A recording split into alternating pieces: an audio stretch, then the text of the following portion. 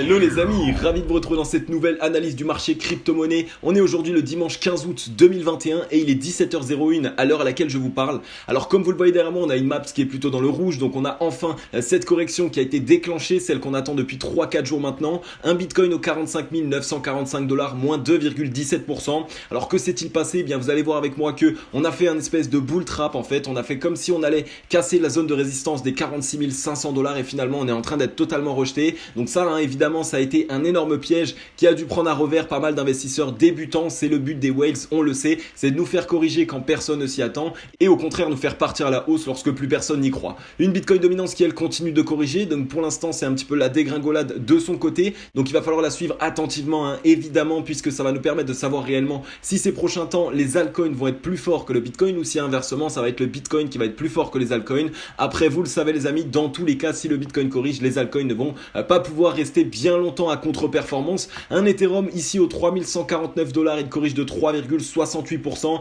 Donc là enfin il commence à se calmer, il commence à corriger, mais on va voir ensemble sur les graphiques qu'il est actuellement sur un niveau de support qui est clé. Un Solana qui nous pousse ici une belle performance avec 5,76% à contre-performance, un XRP avec 3,59% à la hausse, on a le THR avec 71,11% à la hausse. Enfin bref, un week-end qui est plutôt correctif. On va essayer de voir ensemble du coup si ça va annoncer une semaine prochaine qui va être plutôt corrective ou inversement un rattrapage directement dès l'ouverture. Bien, vous avez été plus de 1200 à télécharger mon mystérieux grimoire de l'investisseur crypto-monnaie. Donc vous le savez, c'est mon cadeau que je vous offre tous les jours pour votre soutien, pour tous vos likes, vos partages, vos commentaires, pour tout ce que vous faites, parce que c'est grâce à vous qu'on en est là aujourd'hui, c'est grâce à vous qu'on a déjà explosé la barre des 5000 abonnés. Donc pour toutes les personnes et pour toutes les nouvelles personnes qui me rejoignent, déjà premièrement bienvenue à vous et deuxièmement n'hésitez pas à passer dans la description. Le premier lien va vous permettre de télécharger directement le mystérieux grimoire de l'investisseur crypto-monnaie. À l'intérieur de ce mystérieux grimoire, vous allez obtenir 11 tips et procédés indispensables à absolument connaître avant de vouloir investir sur le marché des crypto-monnaies. Donc comme je vous l'ai dit, c'est totalement gratuit, sautez sur l'occasion et téléchargez-le. Vous allez donc avoir à l'intérieur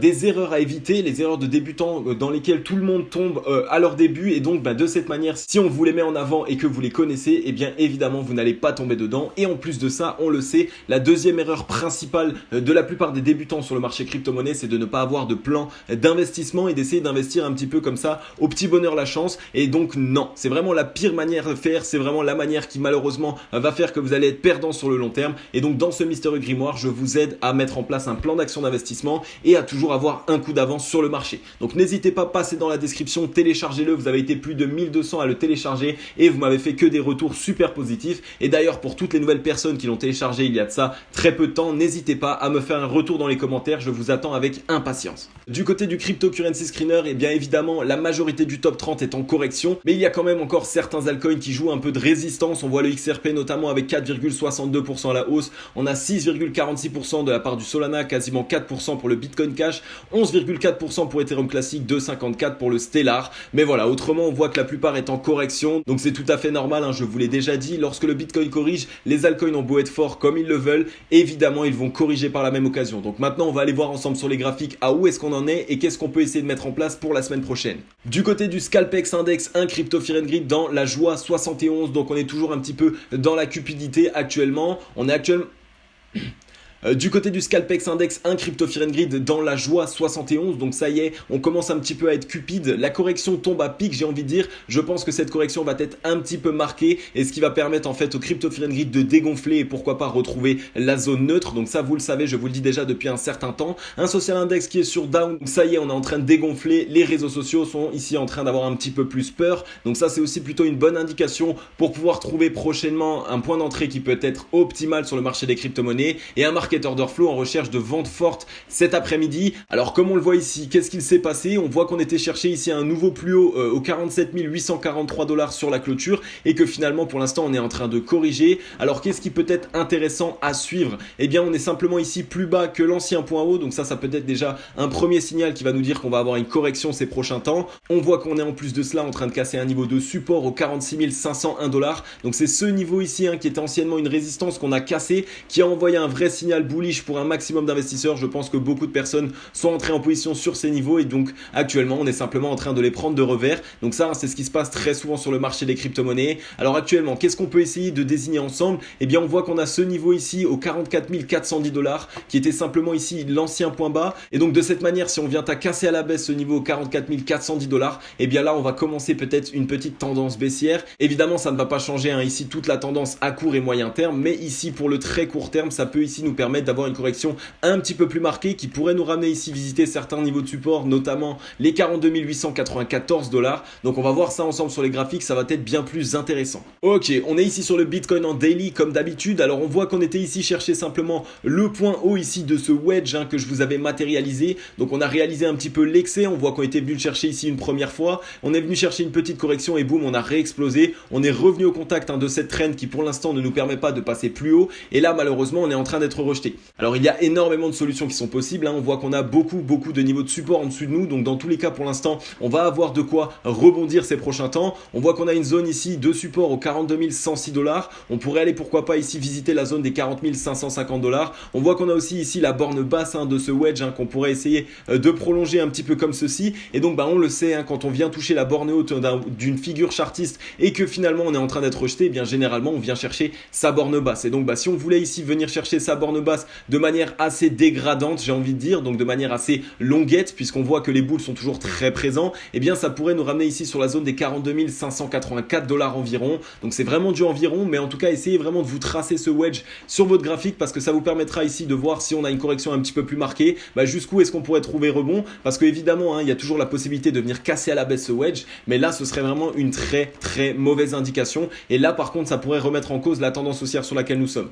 Donc il n'y aurait pas de souci si on venait ici au contact de cette borne basse et qu'on trouverait rebond. Alors là on serait toujours dans une belle tendance haussière. Au niveau des volumes, on voit qu'il y a toujours un volume bear qui est totalement absent, qu'on est totalement sur le déclin. Et évidemment pour l'instant on est le week-end, donc ça ne veut pas tout dire, il va falloir voir sur l'ouverture de la semaine prochaine, mais on voit que pour l'instant le volume bull est très nettement dominant encore par rapport au volume bear. Et donc pour l'instant la correction sur laquelle nous sommes, c'est simplement pour récupérer du souffle, pour essayer de respirer un petit peu. Au niveau du ruban de moyenne mobile, on voit que lui il est bel et bien en train de remonter, il est ici aux 42 718 dollars. Et vous le savez, le ruban de moyenne mobile, surtout quand il monte de manière assez forte comme ça, eh bien il va jouer un niveau de support très important. Donc il y a toujours la possibilité d'aller à son contact, essayer de toucher ici la moyenne mobile 20 périodes et trouver un rebond dessus pour repartir. Après on peut même s'enfoncer un petit peu plus, pourquoi pas avec une mèche, et trouver rebond dessus. Le ruban de moyenne mobile, je ne pense pas qu'on va pouvoir le céder comme ça de manière franche directement en une seule fois, à moins qu'il y ait vraiment énormément de volume qui arrive. Donc pour l'instant la correction va être bien contrôlée par les boules, puisqu'on est au-dessus ici de beaucoup de niveaux de support et on est encore au-dessus de ce fameux ruban de moyenne mobile. Au niveau du RSI, ça vous le savez, ça fait quelques semaines maintenant que je vous annonce cette fameuse divergence bear sur laquelle nous sommes.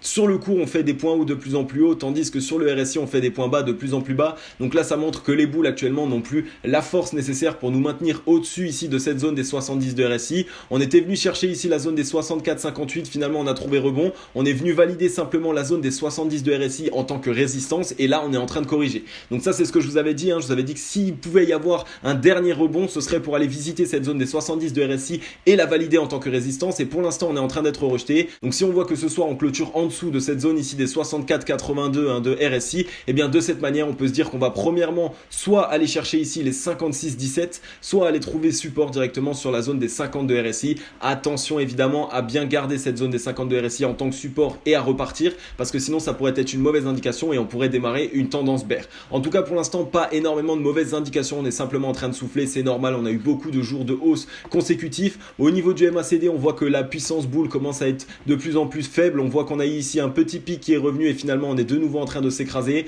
Donc attention, on n'est pas loin ici de venir cross bear. C'est une question de 3-4 jours maximum. Donc pourquoi pas avoir encore 3 ou 4 jours de correction, à faire un petit fake ici comme si on allait cross bear et finalement se reprendre et refaire rentrer de la puissance acheteuse. C'est très bien le fait d'avoir ici un essoufflement, puisque ça permet simplement aux boules de pouvoir souffler un maximum et par la suite d'essayer de toujours continuellement garder la tendance haussière sur laquelle nous sommes. Donc pour l'instant on sait qu'on va avoir une correction, on va avoir un niveau de support intermédiaire comme je vous l'ai dit, qui peut être compris ici entre les 44 330 dollars jusqu'aux 40 550 dollars. Donc surveillez bien tout ça, et on va regarder aussi un petit peu la clôture de ce soir en termes de volume bear pour voir à quoi est-ce qu'on peut s'attendre sur la semaine prochaine. Ok, on est rapidement sur la Bitcoin dominance. On voit que la Bitcoin dominance actuellement est bel et bien en train de se faire rejeter. On est venu ici trouver un petit rebond sur un niveau de support qui est compris ici entre les 44,82 jusqu'aux 44,48 de Bitcoin dominance, on est venu avec une mèche directement chercher la borne basse. Pour l'instant on est en train de trouver rebond. Alors est-ce qu'on va réussir à trouver rebond et par la suite essayer de bien s'orienter? Eh bien c'est possible. Pourquoi? Parce qu'on voit qu'on a ici commencé une tendance haussière depuis ce point là et que pour l'instant on n'a jamais fait un point bas plus bas que ce premier.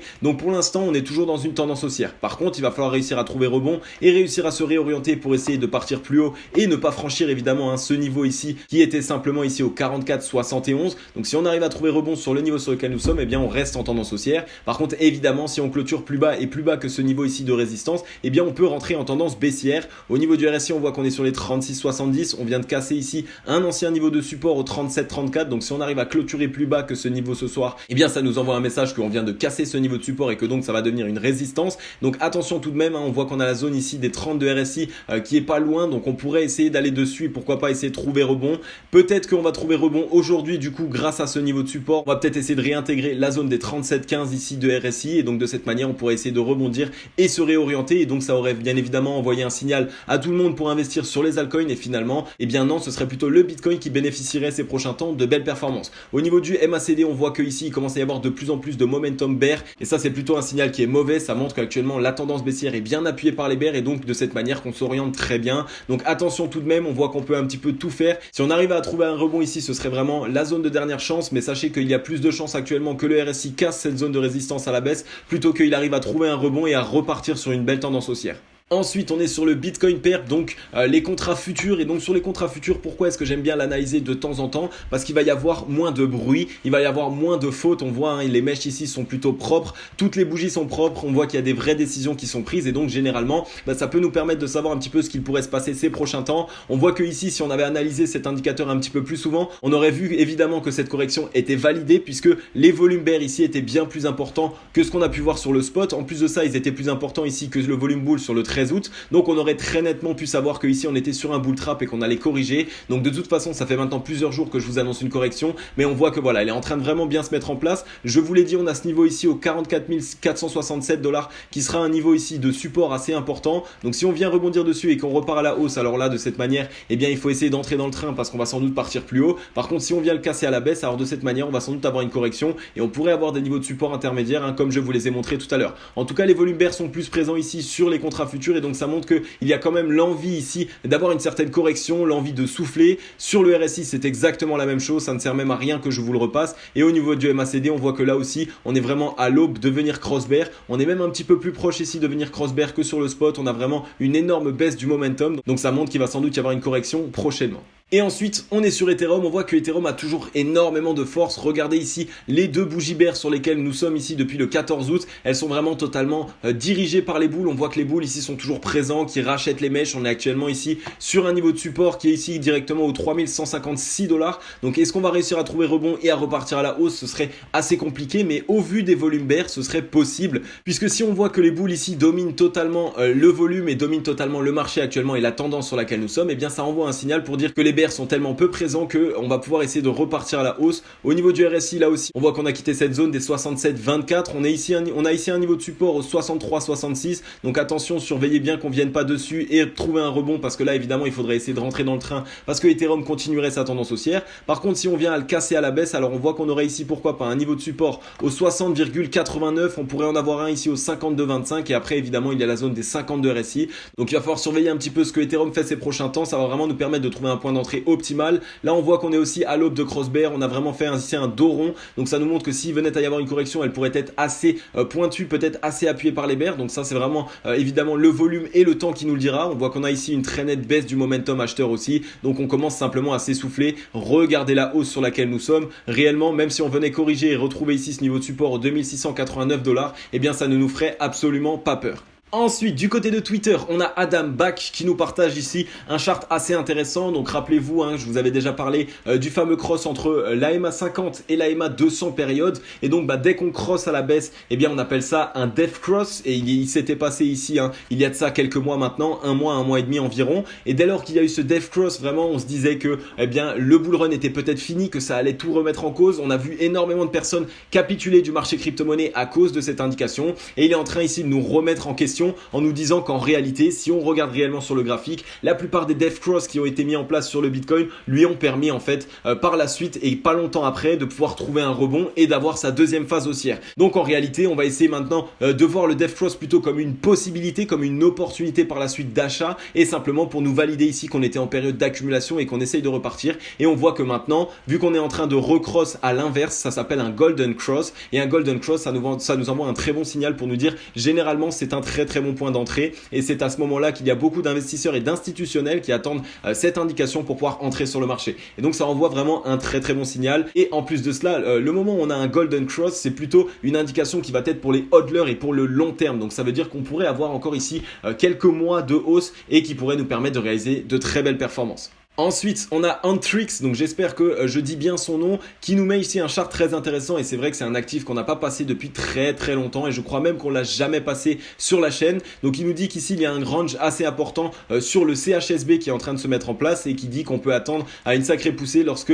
ce fameux canal va être cassé, que ce soit à la hausse ou à la baisse évidemment. Donc regardez ici, on a le graphique du CHSB, il y a exactement les bougies comme je vous les ai montré il y a de ça 2 jours avec seulement des bougies d'indécision. Donc c'est tout ce qui est doji, petit marteau, etc. avec des corps de bougies qui sont très faibles. Et là, ça montre qu'il y a une réelle accumulation. Là, ça montre qu'on est en train de récupérer de la force sur un actif. Donc, il va falloir essayer de le surveiller. En plus de ça, on voit qu'on avait ici un double bottom. Ici, on commence à avoir une latéralisation. Donc, on est vraiment en grosse période d'accumulation et depuis un certain temps sur le CHSB. Et vous le savez, le CHSB, c'est vraiment un actif qui, quand il arrive à exploser et qui commence à partir à la hausse, eh bien, plus personne ne l'arrête. Donc, si évidemment le Bitcoin venait à corriger, on pourrait aller rechercher la borne basse puisqu'on voit qu'on vient de toucher la borne haute. Mais en tout cas, prochainement, il va sans doute y avoir une énorme explosion. On attend une décision évidemment de voir si on vient le casser à la hausse ou à la baisse. Mais si on vient le casser à la hausse, les amis, eh bien, il va vraiment falloir surveiller cet actif qui pourrait nous permettre de réaliser de très grandes performances. Ok les amis, j'en ai fini avec cette vidéo. Comme d'habitude, j'espère que vous aura plu un maximum. Merci à vous tous les amis pour tout ce que vous faites au quotidien, pour vos likes, vos partages, vos commentaires.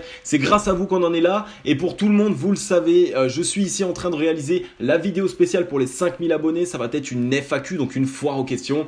N'hésitez pas à me poser vos questions dans les commentaires. Posez-moi une question par personne, une question qui peut être à la fois sur moi, donc comment est-ce que je me suis formé, comment est-ce que j'en suis arrivé là, mais ça peut être aussi évidemment une question qui vous bloque actuellement, quelque chose que vous vous posez depuis un certain temps sur le marché des crypto-monnaies et dont vous ne trouvez pas la réponse, donc vous pouvez me la poser aussi, ça sera dans la foire aux questions. Vraiment les amis, posez-moi un maximum vos questions, c'est votre moment puisque je sais à quel point ça peut être compliqué des fois d'avoir ici un problème auquel on ne trouve pas de solution, et bien n'hésitez pas à me le demander. En tout cas les amis, je suis vraiment super content de vous réaliser cette FAQ, j'ai hâte. N'hésitez pas comme d'habitude à toutes les personnes qui regardent cette vidéo et qui sont nouveaux à vous abonner et à activer la cloche. Je réalise un update de marché par jour, donc j'analyse le marché crypto-monnaie, je vous mets en avant les tendances qui se dessinent sur le Bitcoin, sur les altcoins, je vous montre évidemment des news et des actualités et j'analyse pour vous des projets qui sont actuellement dans de très belles dispositions pour réaliser les meilleurs profits possibles. Donc vraiment abonnez-vous, on a ici un rendez-vous qui est quotidien, tous les jours on se retrouve jour après jour et ça me fait super plaisir.